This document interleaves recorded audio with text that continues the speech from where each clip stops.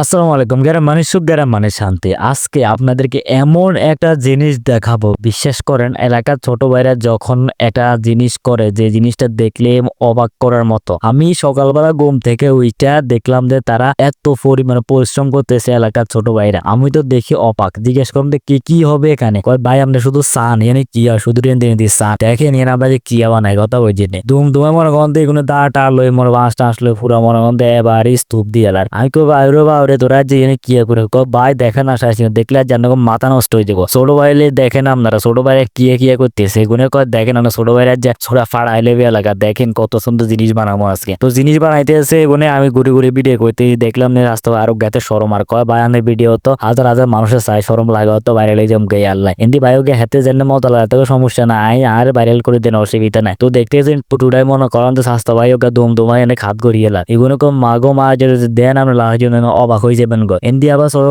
দুম করে আর ঢুকে হাতের ভিতরে মাটি উঠাল আমি কম মাগো বাইরে কি আবার আমি কসা এখন তারপরে তো আরেক কন না আমি কিতা করম বারবার জিজ্ঞেস করি কি কসা তোরা কসা রে কস না কয় না কি আবার আমার লাগে কিন্তু চা চাইলে মনে তো অবাক হয়ে যাবেন না। তো আমিও কি মক্কা করি দেখে এগুলো কিয়া করে তো এর মধ্যে হঠাৎ করে চলে এসেছে এক বন্ধু এই দেখতে পাচ্ছেন এই যে দেখেন আমার বন্ধু হ্যাঁ তো বাইরে উনি কিয়া বানার আমি আয় জানি না শাস্তা এগুলো কি আরে লাগছে উনি তোমার ছোট ভাই একবার কিয়া বানাল আর এরপরে দেখলাম যে মাগো মা বাঁশটা আসলে মানে বাঁশের ভিতরে মনে করেন যে মাটির ভিতরে বাঁশ ঢুকাই দিলে যে দুমদুমায় বুঝিয়ে না কিয়া বানাবো তারপরে শেষমেশ আপনারা চা কিয়া বানাবো দেখিলাম তো চিন্তা করলাম যে আচ্ছা ঠিক আছে আমি পরে আবার সামনে তোরা কিয়া বানাইছ বাইরে অনেক খিদে লাগছে ঘুমোতে উড়ে গেছি খিদে লাগছে আর কিছু খাই তারপরে মনে করছে সাইম তোরা কিয়া বানা আরে। তো নেক্সট ভিডিওতে দেখবো যে তারা কি বানালো দেখার জন্য অবশ্যই একটা ফলো সাবস্ক্রাইব করে যাবেন।